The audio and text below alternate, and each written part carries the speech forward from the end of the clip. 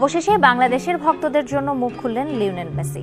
আর্জেন্টিনার সংবাদ মাধ্যম ওলে ডায়রিওকে দেওয়া সাক্ষাৎকারে মেসি জানান, বাংলাদেশের আর্জেন্টিনা ভক্তদের উল্লাস তিনি দেখেছেন। আর্জেন্টিনার সাংবাদিক সোফি মার্তিনেজ কাতার বিশ্বকাপের ফাইনালের আগেই বাংলাদেশের উন্মাদনা সম্পর্কে জানিয়েছিল তাকে। এই তথ্য নিজেই জানালেন LM10।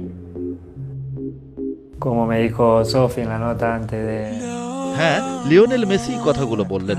লাতিন ভাষাটা বুঝতে হলে অনেক বাংলা ভাষাভাষীকেই করে নিতে হবে বঙ্গানুবাদ। কি বললেন, কাকে বা কাদের উদ্দেশ্য করে কথাগুলো বললেন লিওনেল মেসি। তবে সাংবাদিকের মুখে বাংলাদেশ শব্দটা শ্রোতার হৃদয়ে মুহূর্তেই গেঁথে যায় গভীরভাবে।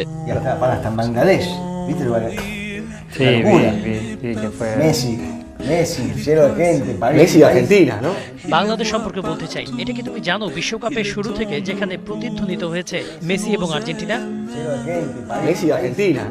সাংবাদিকের প্রশ্ন শুনেই চিরচেনা হাসি মেসির। স্বীকারও করলেন অকপটে আকাশী সাদাদের নিয়ে বাংলাদেশি ফুটবল প্রেমীদের উন্মাদনাকে বিশ্ব চ্যাম্পিয়ন ফুটবলারের মাথা নোয়ানো ভালোবাসা।